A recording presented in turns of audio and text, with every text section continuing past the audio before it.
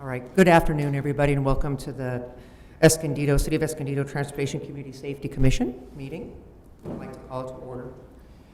Let's go ahead and start with a roll call. So I'll go ahead and see if Vice Chair Rachel Castlebaugh. Here. And Commissioners William Dirty. Here. And Commissioner George Corey. And Commissioner Lynn Grakowski. And new Commissioner Linda Rendon, welcome. And Commissioner Francis Spoonmore. Here. And new Commissioner Lon Grothin. Here. Great, perfect. Okay, at this time I'd like us to go ahead and stand up and we'll do the Pledge of Allegiance. Ready, begin. I pledge allegiance to the flag of the United States of America and to the republic for which it stands, one nation, under God, indivisible, with liberty and justice for all.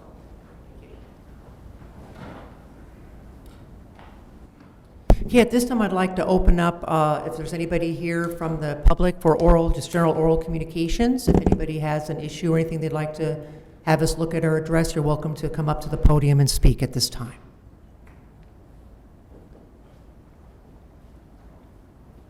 Good afternoon. Hi, good afternoon. How are you? Good. Good. I don't know if this is already part of the agenda. I know I was emailing with Julie, and Craig was also CC'd on that regarding our safety issue on Tulip Street. So I don't know if that was already built into the agenda, and I wait until that point. It is on the agenda. So I'll just wait till then and then I speak then. Sounds good. Cool, thank you. Anybody else? Then I'd go ahead and like to see if there's a motion to approve our minutes from our January 11th meeting. I move to approve the minutes from the January 11th meeting. Thank you, Commissioner Durney. And do I have a second? Second. Thank you, Commissioner Spooner. And go ahead and we'll take a vote, and it'll be manual. All in favor say aye. Aye. And those that are not in favor, nay. Looks like the ayes have it. So approved, 6-0. Lynn's absent, right? Yes. Okay, we'll go ahead and just start proceeding. We have two items today on the agenda. Item number one is Traffic Management Project List, the TMPL project nominations. Well, good afternoon, Commissioners, and Good afternoon. if I may, I'd like to welcome our two new Commissioners, Linda and Lon. Thanks very much. And Lon, you're very much a newcomer from last night, right? Yes. And we're very happy that you were able to join us. Thank you very much. Look forward to your participation. And one of the things I'd like to share that as we get into some of these presentations, some of you that have been on the commission for a while may find it, well, I heard that before, but those that are new, we're trying to kind of share some of the methodologies with you to help you understand some of the things that we do as a city and as a transportation division. I'm Craig Williams. I'm an associate traffic engineer with the city. I've been with the city about 4 years. Happy to be here, and I'm going to turn it over to Julie very briefly, and then I'll take it back. Great. Welcome, Commissioners. Thank you so much for your service. My name is Julie Procopio. I'm the city engineer here with Escondido. I've been here for 11 years now, so a little while. And I thought for situational awareness, I wanted to update you so you can learn a little bit about our traffic engineering team. So our traffic engineering team is at full staff, 3.5 full-time equivalents. We have a city traffic engineer position. Unfortunately, that position is currently vacant. Ed Alberto left us a couple of months ago, and so we're working to fill that position. Craig is an associate engineer. You've met him, doing a great job here. We also have a second associate engineer position that has been vacant for at least 18 months now. We've worked really hard to try to recruit for that and have been unable to fill that position. And then we have Ashley, who's an engineer 1-2, who works half-time for traffic engineering, has been doing a wonderful job getting up to speed and you'll see her a little later on today. So we are working very hard to try to deliver the essential services for the city of Escondido, addressing traffic safety. But at the same time, you know, we've suffered about a 60% vacancy rate, and that has hampered our activities. And so what that has resulted in is that we get a number of traffic service requests from the public. They come in through the reported app. They come in through a hotline that we have. They come in via email. Our responses to those public safety requests have been delayed, unfortunately.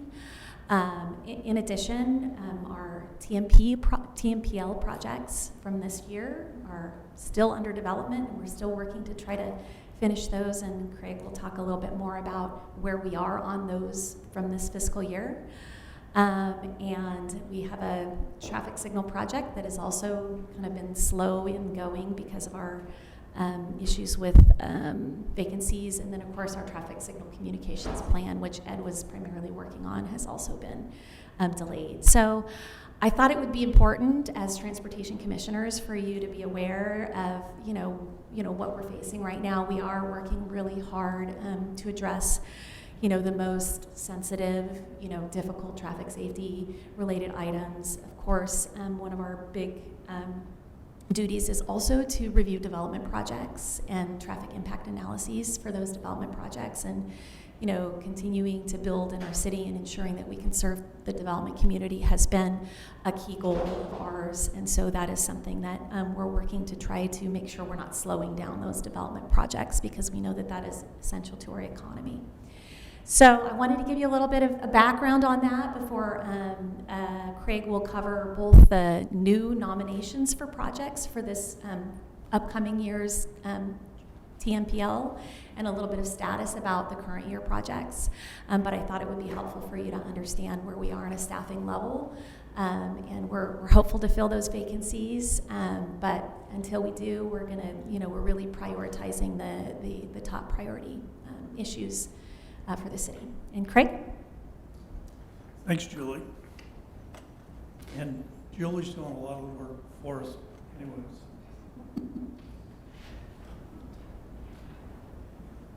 But we're moving ahead, and I think we're making progress in a lot of ways, so that's the good news.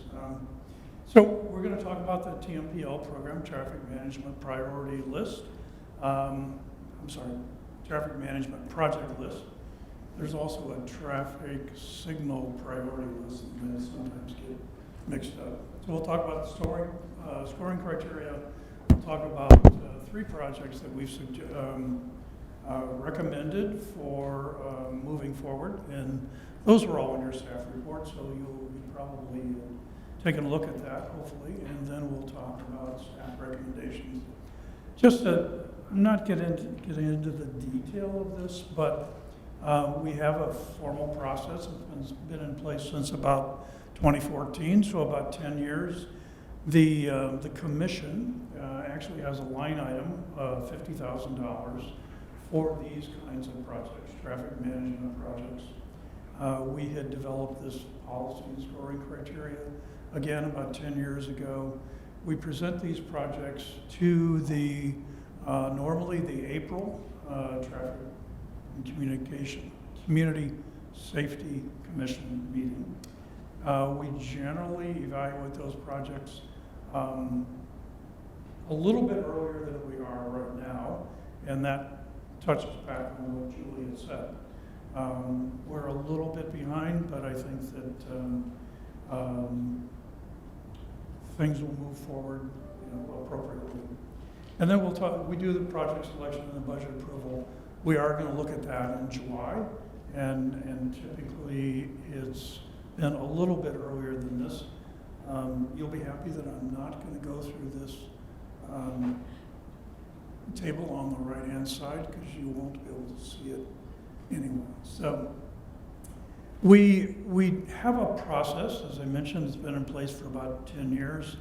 We look at road condition, road usage, how many cars are on the road, how many bikes and pedestrians are on the road, how effective a particular project might be, and whether or not, what's the severity of the conditions at each location. And then we assign points according to whether it's high priority, medium, or low priority. Won't get into the details of that. 3 projects have been nominated for this year. The first one is Tulip Street between 5th and 9th. And again, that was identified a little bit in the staff report. We'll look at it a little bit closer here. Second project is Orange Glen and Quantum Academy, the result of some walk audits and discussions that we had with the school last year. And they were centered around student drop-off and pickup concerns. A lot going on at that site. Linda and I were talking about that just a little bit ago, because that's where she hangs her hat during the week. And Los Arenas, there were some concerns there by the HOA on speeding on 2 major streets there, and what we've proposed, what we will be evaluating is what we can do to help those speeding conditions. This project on Tulip was presented to the commission and to the city at an earlier commission meeting. There were concerns about cut-through traffic between essentially, 9th Street and really Valley Parkway. If you're aware, as you're going eastbound on Valley Parkway, it veers off and eventually joins 2nd Street.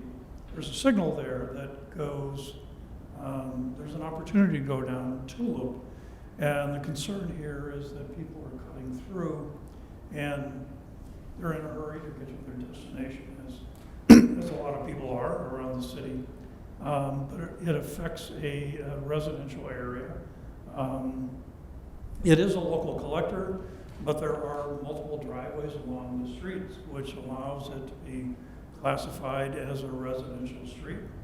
The criteria, just as a sidebar, are that there need to be 13 driveways within a quarter-mile section, so literally 1 driveway every 100 feet. This qualified for that, and the speed limit has been set at 25. Again, based on the concerns by the neighborhood, we had done speed collection back in May. The 85th percentile speed for that section of roadway came up to 36 miles an hour for a 25-mile-an-hour street. There are roughly 1,500 cars per day on the street, according to our traffic volume maps, and as I mentioned earlier, as a local collector classification. And actually Ed Alberto, our former city traffic engineer, had worked closely with the neighborhood representative to devise a striping plan, and I apologize that this doesn't pop out well, but what we were trying to do here is set up a number of mid-block crossings, as well as narrow the roadway and delineate a space for cars to go, and then at the same time delineating space where people can park. There's a theory that's been well supported that wider lanes cause people to drive faster. And in this case, we're narrowing the lanes to 10 or 11 feet, and the idea here is that will slow the traffic down. There are a number of other things. Centerline striping isn't done now. High visibility crosswalks, as I mentioned earlier. The neighborhood had, and it's part of our process, that if we're proposing something that changes a multi-block section of roadway, that they need to go to their neighbors and get up with a petition and show support for this change. Similar issue happened in Canyon Grove a couple of years ago with implementation of a stop sign. We did ask for the HOA to show support for the people of the neighborhood likes the idea, supports the idea, so that we don't do something that, to a neighborhood, and then the neighbors are unhappy that we did it. So we did receive those signatures back just last month. One of the requests that they had was that, can you do something more than just striping?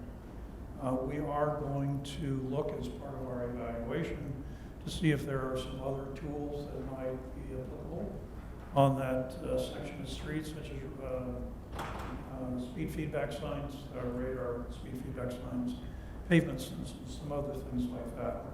Sorry, my note is still on here. I was trying to find a graphic that showed the striping better, but clearly I messed up here and didn't remove the note. So it's the note that we're all fallible, right?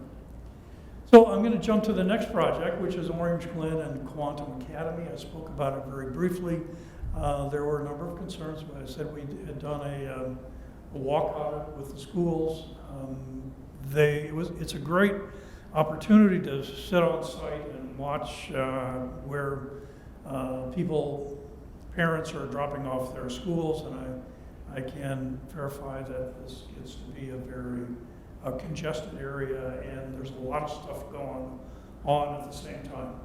And so some of these things that we have suggested here, and it was a pretty good collaborative effort. But in this case, on the left-hand side, you see the red bar. What was happening there is that parents were queuing up, literally still on Valley Parkway, and as they would kind of creep around the corner, it would stop there. And then, since they were stopping, then someone else would queue up next to those stopped cars, and then they were wanting to turn in to drop off somebody into that driveway. And the consensus was that we really needed to prohibit parking at that red zone so that it didn't cause this congestion. Another thing that came out is that we have just a parallel, you can see on the crosswalk, I don't know if you can see my mouse, yeah, a little bit. We just had a parallel crosswalk. The city's standard is to implement high visibility crosswalks in areas of schools, signalized intersections, particularly on fresh pavement. We're re-examining all of those crosswalks, but in this particular case, it's something that we're recommending to be done here. There's also a suggestion here to restrict left turns into this driveway at certain times. And you understand that there's a Quantum Academy is down on the lower right corner, and then Orange Glen is in the driveway. So at some times of the morning and the afternoon, you get overlapping movements, and it's trying to clean up some of the congestion. Again, it's an interesting effort to work with your colleagues in the school system, because they know this stuff, inside and out, and they deal with it every day. So it's nice to be able to blend, hey, these are the problems we have, with those of us that have been in the traffic engineering business for a while, and hopefully we can come up with some reasonable solutions. So down on James, which is the street that's just to the east, we had suggested putting in high visibility crosswalks at these two crosswalks up by a valley, adding some keep clear markings here along James near the entrance, prohibiting parking in one of the areas where cars are pulling out, but if cars are parked here, it obstructs the view of cars that are moving north around that curve. So that would improve the sight distance. We also had an issue here where cars are parking around the curve, and that also affected sight distance. The cars that were necessarily driving on James were in the motion to leave, and they're not always as cognizant of moving slowly as they should be. Well, moving on to the last project, we were hoping to recommend Lomas Arenas, a neighborhood just south of Villa Rancho Parkway, just west of I-15. The HOA contacted the city.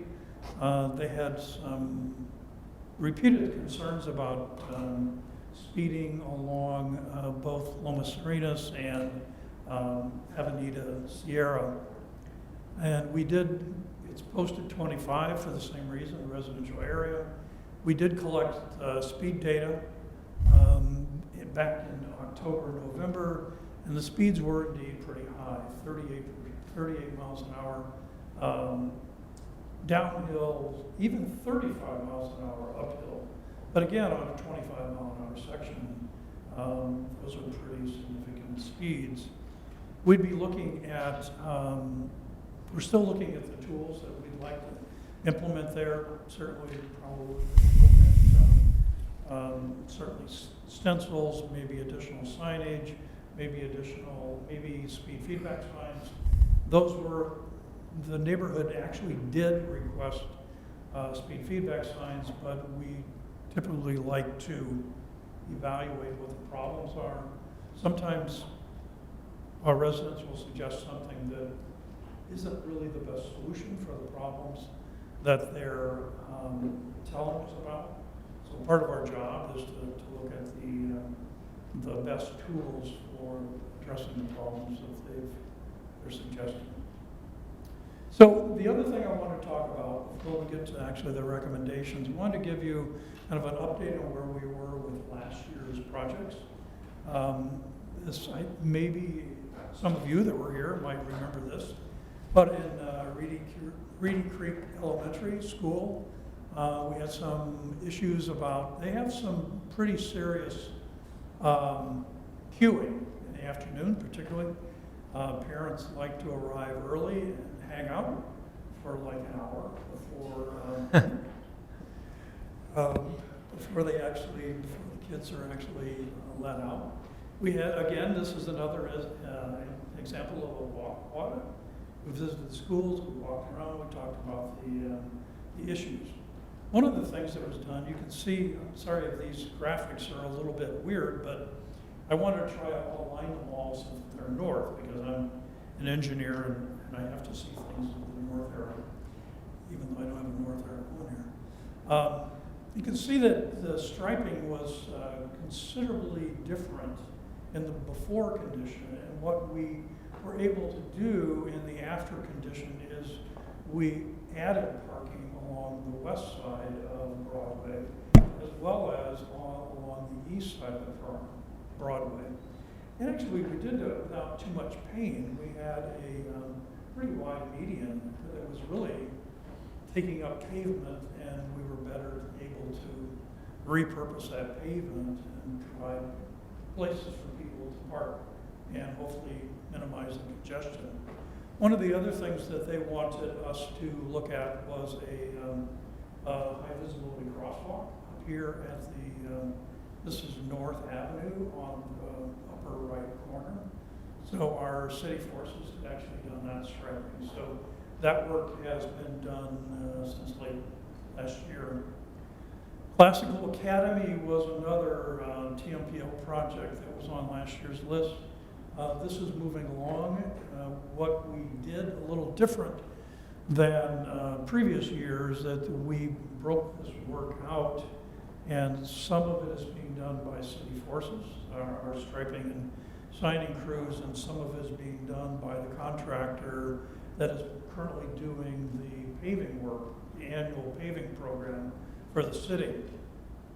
We're putting in an ADA ramp down here on the left-hand side because we were adding this high visibility crosswalk, but there wasn't any curb ramp on the west side. So this has recently been completed. Our city forces will be putting in these crosswalks and these signs in the coming months. So that should be done pretty soon.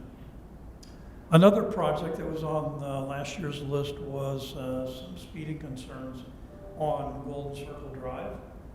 This is a pretty long section of roadway, a few intersecting streets, but not much, no stop sign control, and a lot of variation in grade. So we've got a lot of long hill sections, downhill sections, particularly on the west side here. This is all downhill all the way down to the Golden Circle traffic circle.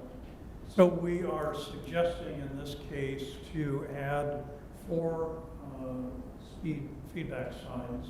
They're solar powered, so they kind of stand on their own, but it's a cost of about $14,000. And we're at the stage of, we know what we need to purchase, where they're going to be placed, and we need to bid that work because it's not something that city forces can do. And then finally, the project on Kayam Road, if you remember this, this house right here is literally the highest point in the area just south of downtown. Incredible views. Older house. We have a couple of newer houses right here on the lower side. These newer houses have had some unwelcome visitors once or twice from people that are driving up Broadway. It's a fairly steep grade. And kind of what happens here is that the grade is so steep that you can't see some of the signs, and apparently what was happening is you couldn't tell the road curve to the left, and they were going at such a speed that they kept going straight, and they literally ended up in this person's property. So we've had a number of discussions with the neighbors, and the recommendation was to put in a couple of lights and some curve warning signs, as we've talked about here.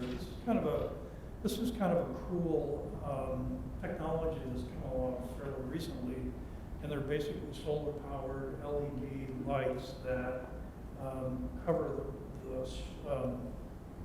the edge of these curve signs and the chevron signs. In fact, we've looked at this technology for a couple of other locations, so we feel like this will help address the situation here.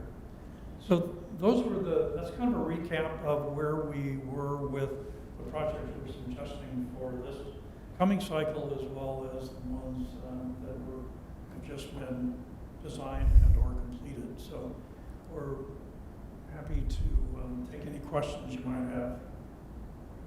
Thank you, Mr. Williams. Sir, did you want to speak on the South Tulip project? Yeah, great.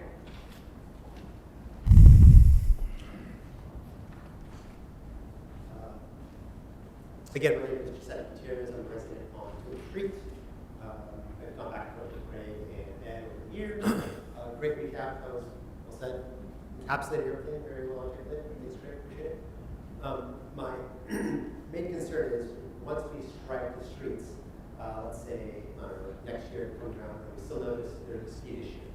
Do we go through the whole process again to see, all right, we've done this, order of operation, next step is X, Y, Z, and we take a look at the other options you suggested?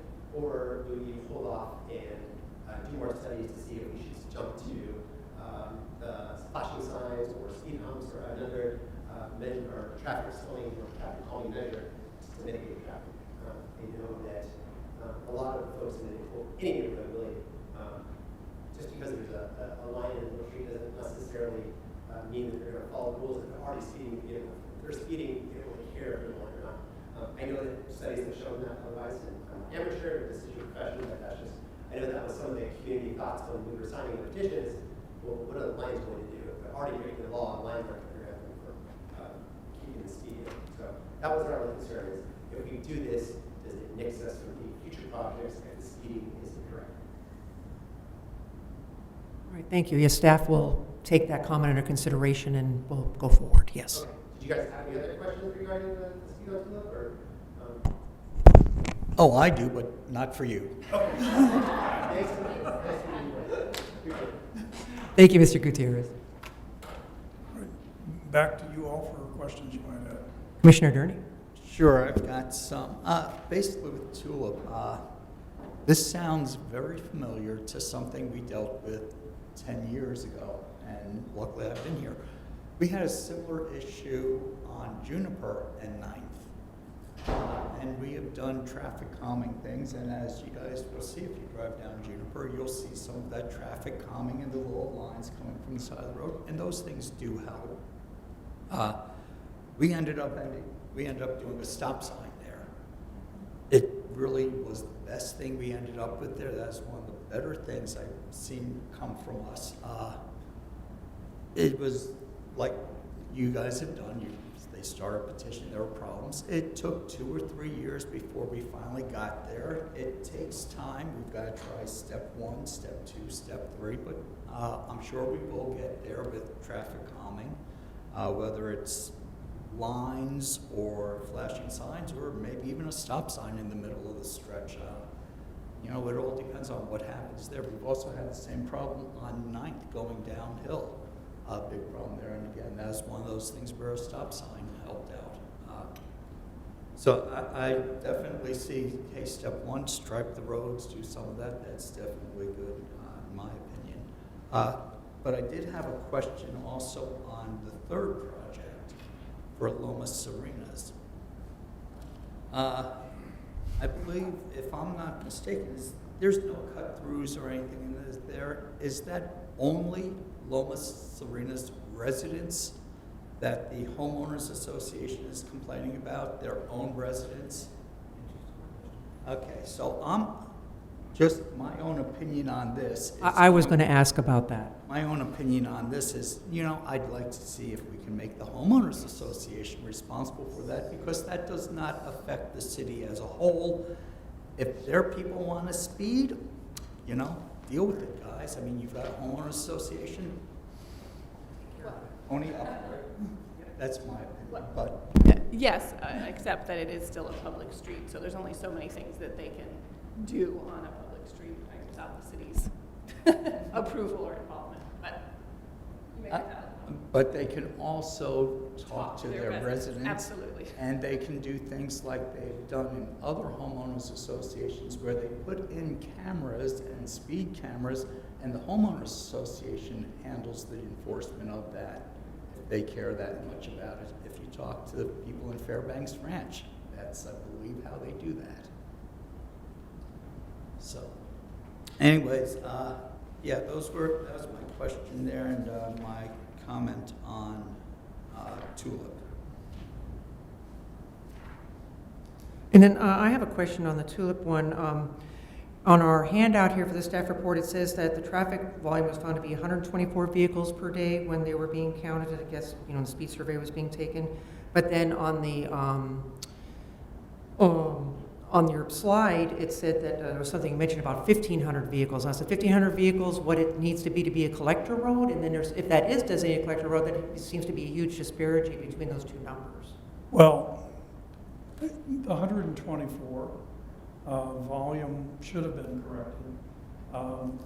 I believe that it was 124 cars that they had measured for the speed survey. When I saw that, I had noticed that it was seemingly awfully low. And the 1,500 came from a model, some actual counts that the city had back in 2012. And for that section of roadway. So the 1,500 is a number we should all keep in our heads. I can add to that too. When they set that speed monitoring device up, the street sweeper came later on, like maybe an hour afterwards, and they ended up working it out, and then the team had to come back and replace it. So I don't know if that set off different times to where it was collecting the data. Just wanted to, Well, as we talk, well, actually, no, as Ashley will talk about in a minute, for speed surveys, the requirement is that you have to take them during a certain time of day, and you need to measure at least 100 cars. So I think that's where that 124 came from. Is there any way we could do like an actual survey to see what the daily count is, and not just the 1,500 that comes from like other similar roads? Can we redo a count on that road, or is that not possible? I'm sorry. Well, because that didn't seem to be the actual count, there's a discrepancy with that 124. Can we actually redo and have a real count for the number of vehicles that are using that road as opposed to just using that 1,500, which seems to be an average of similar roads? We could go back and look at the actual counts, and see if they did them two different directions, and see if that number looks accurate. We could have staff go out and redo that too, just to see what the 85th percentile. It isn't a arduous effort to do. Staff has a radar gun, and everybody knows how to do this. Yeah, I think that either 1,500 or 124, it doesn't reflect a substantial amount of cut-through traffic. A local collector roadway is designed to receive up to 10,000 vehicles per day. So we're not seeing, it is a local collector, right? It's not a residential street. We're not seeing an inordinate amount of cut-through traffic. It doesn't mean that people are not speeding, and it doesn't mean that it's not uncomfortable for the residents that live there, right? That's acknowledged. But it's not a situation where we're seeing a huge volume of traffic that you wouldn't expect on that street. So I think that, that's important to know. Thank you. Did anybody else have any comments or questions? I had a quick question, not related to these, but to the update you gave us on the previous years. When you provided the golden circle, the radar feedback signs that are 14,000, and then the other one that's 9. I couldn't remember. Is that within our kind of previous year's 50,000 budget that we still had, or is that something that's going to be additional? And essentially, where is that coming from? Yeah, so those projects were budgeted this fiscal year. We say last fiscal year because it was, a year ago that we talked about those projects, but really they're budgeted in the fiscal year 23-24, which is still ongoing until the end of June. And so those are just projects that haven't yet been completed, but that funding is still available and will pay for those projects. Okay, so they're still within the 50,000. Yes, yes. Those funds do roll. Yes, right. If the work ends up extending into July or August, the funds are set aside for that purpose, and they would continue to be reserved for that purpose. Sure. I was mostly curious that we didn't already spend 50, and then now we're spending another. We're No. spending next year. Or this, the one that we're working on now. We've done relatively well staying within the budget, even in spite of the inflation that we've seen lately. We've been able to predict that well enough. So, but thank you for that question. All right, any other questions or comments? All right, we'll move on to item number 2. Hold on. Hmm? Oh, is there an approval on this? Yeah, there actually was a recommendation. There was a recommendation on that? Okay, I apologize. Okay. We just wanted to, we recommended that these 3 projects be evaluated. We're asking for your concurrence, that you approve evaluation of those 3 candidate projects. Okay, all right, do we have a motion for approval? Motion. Okay, great, thank you. And a second? I second. Okay, and then we will do a verbal aye. All those in favor of aye? Aye. And any nays?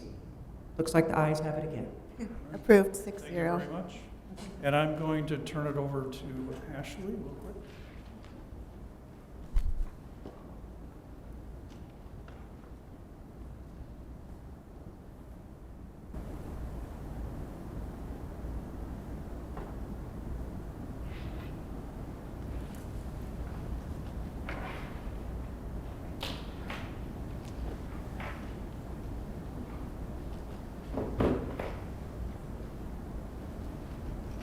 Good afternoon, Commissioners. My name is Michelle Vides, and I am an Engineer 1 for part-time for the Traffic Department.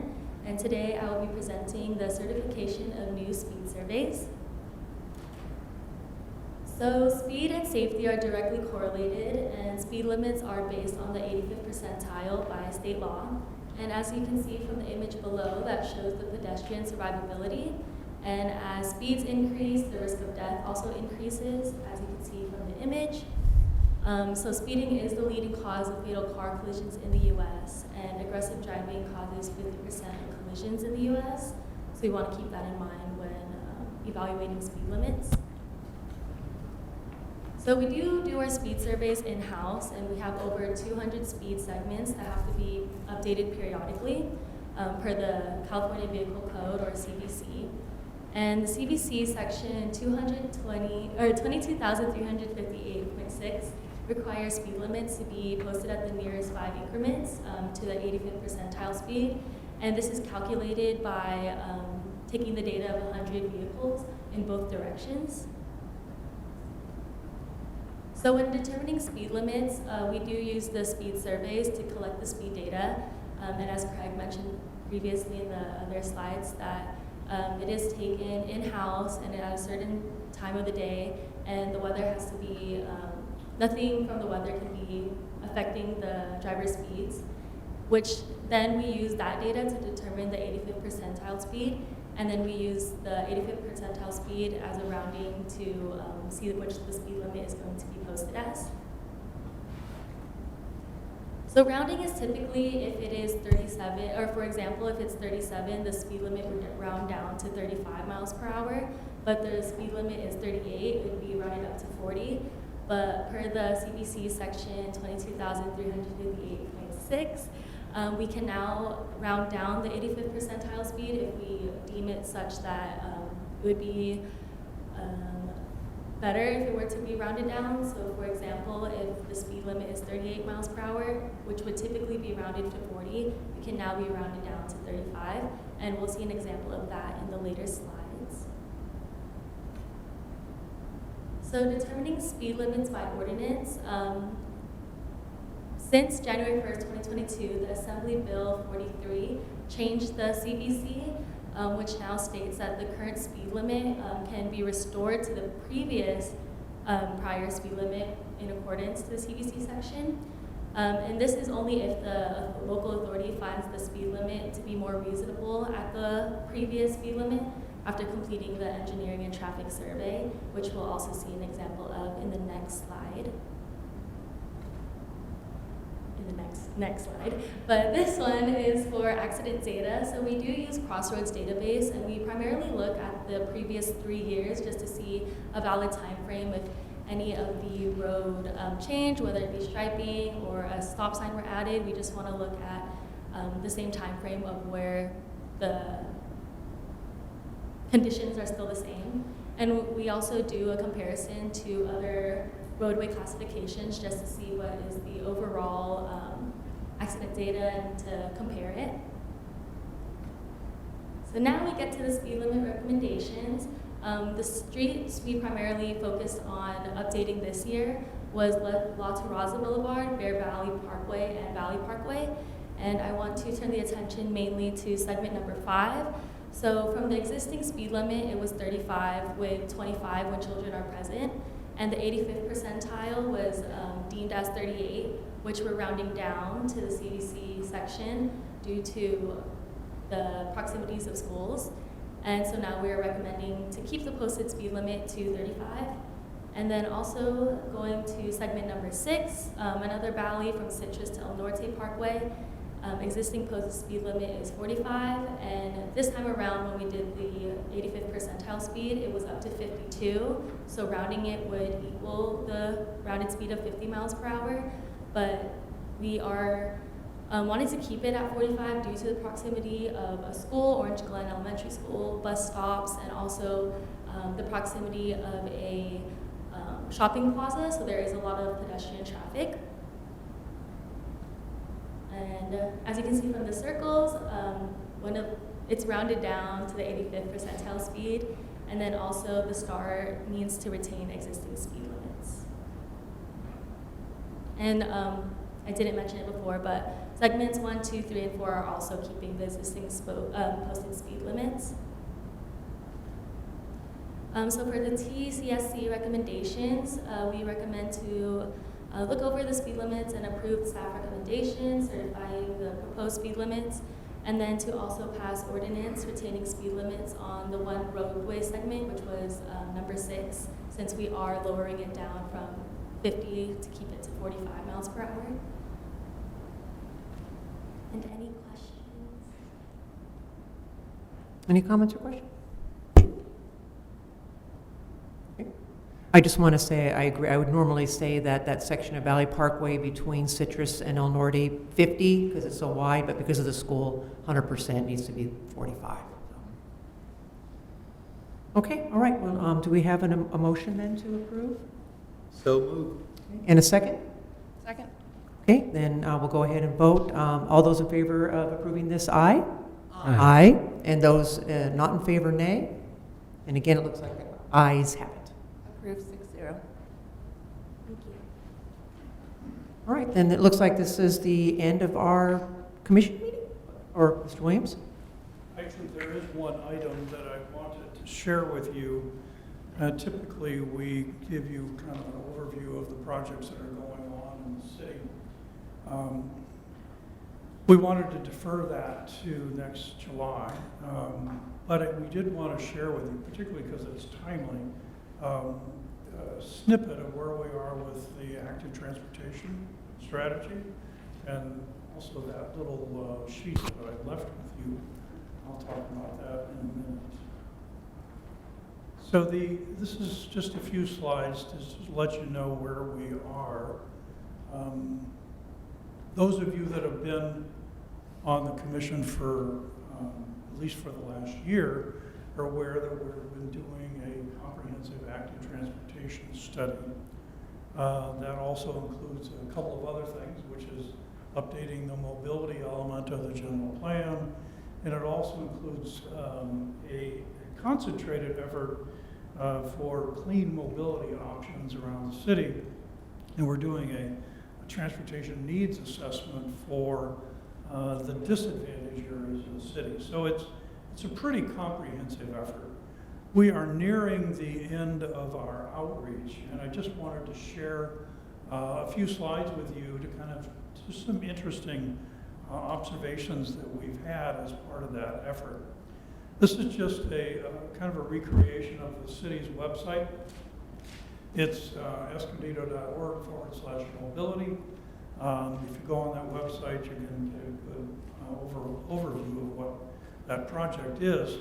And I also want to say too that there are it uses Google Translate, so you can click that button and see Spanish or Italian or whatever you want to see. It's pretty cool technology. This is an interesting survey. There are two buttons in the web page. One of them takes you to a map. One of them takes you to a survey. We got about 170 survey filled out.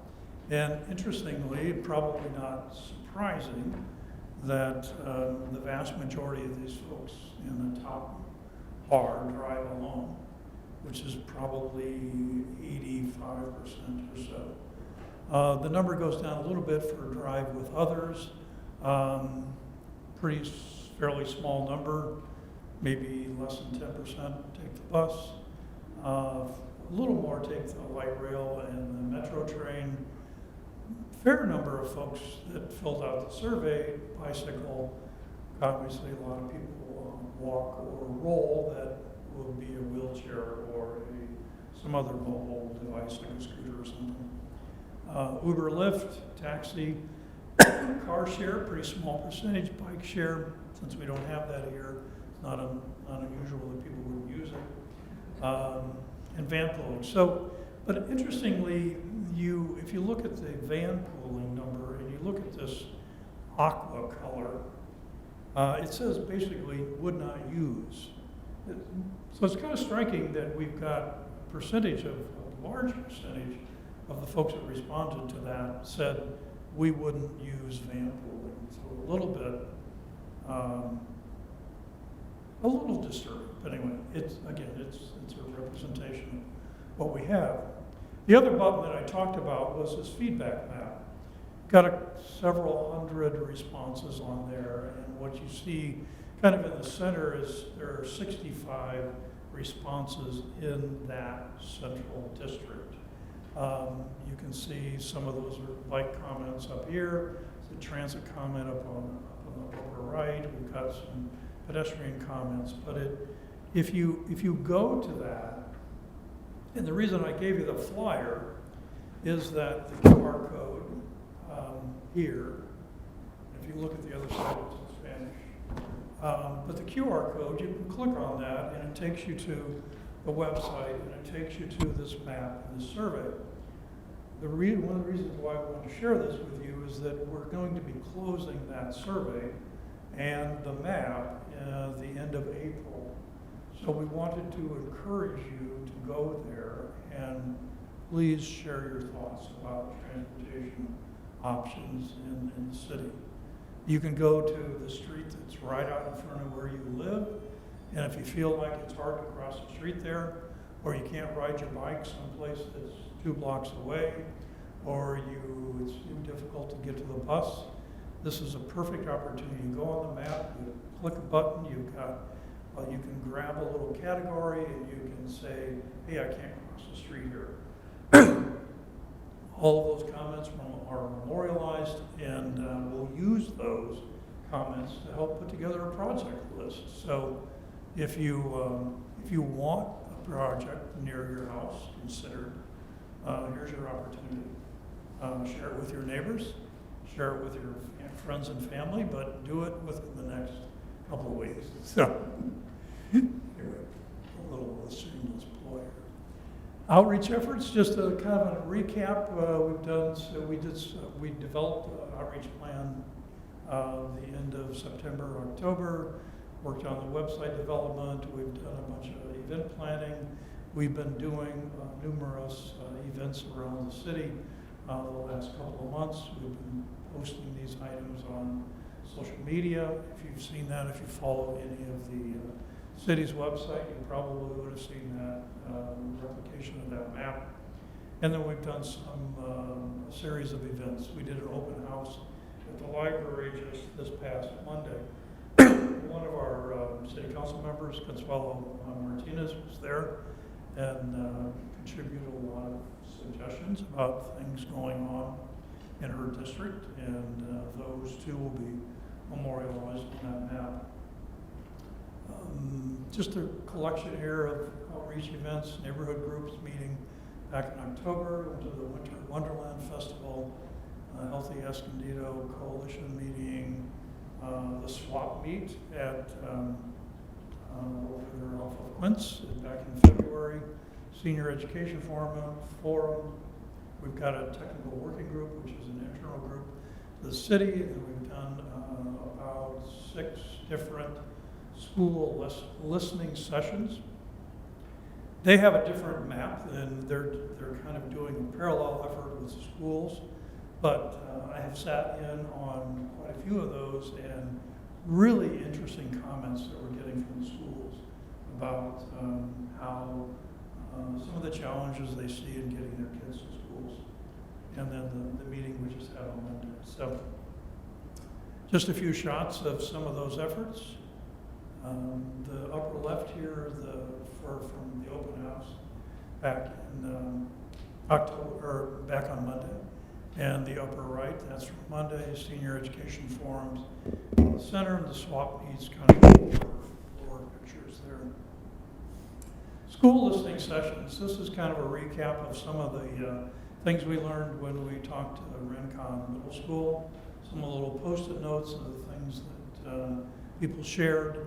These same maps will be done for each of the schools.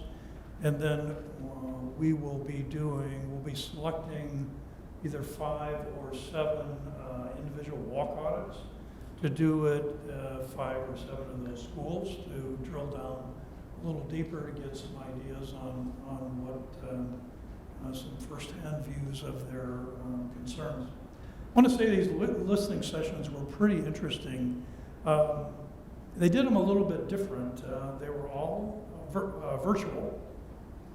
They issued notices out to the parents and the administrators, and people could call in, on Zoom, and they did the narrative a couple lines in English, a couple lines in Spanish, a couple lines in English, a couple lines in Spanish.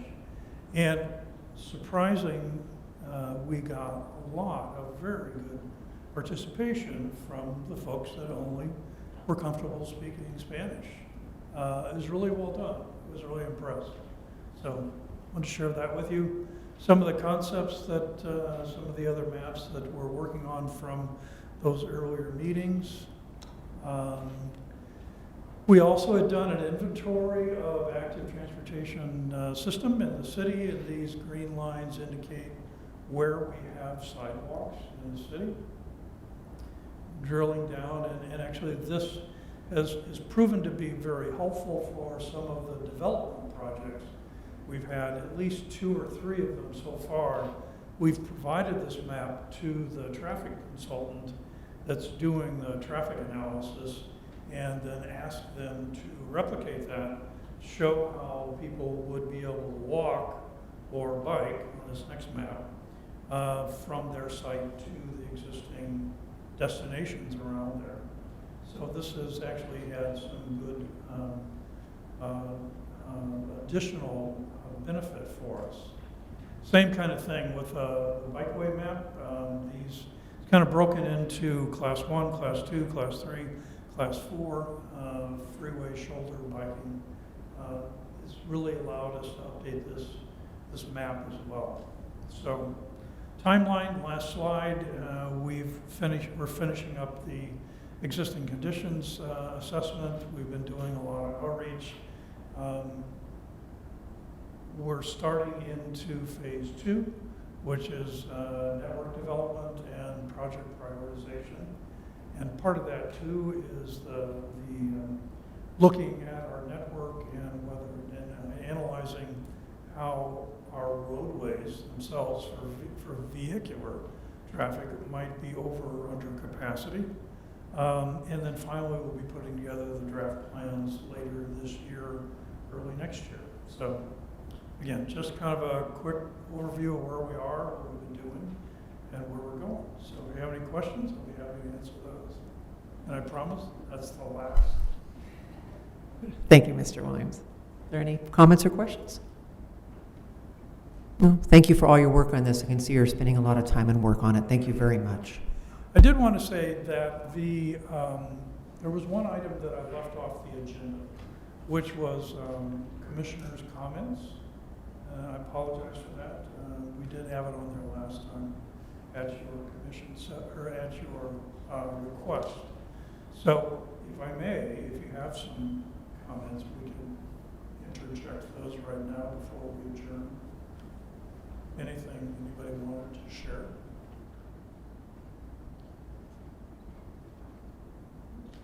Oh, I think we're doing pretty good, I guess. Thank you. All right, then if there's nothing else, I'm going to go ahead and put a motion for adjournment on the table. Do I have a motion for us to adjourn? Sure. And how about a second? Second. All right, and so we'll go ahead and vote on that. Aye if we're in favor of adjournment. Aye. Aye. And any nays? Looks like the ayes have it. Approved 6-0.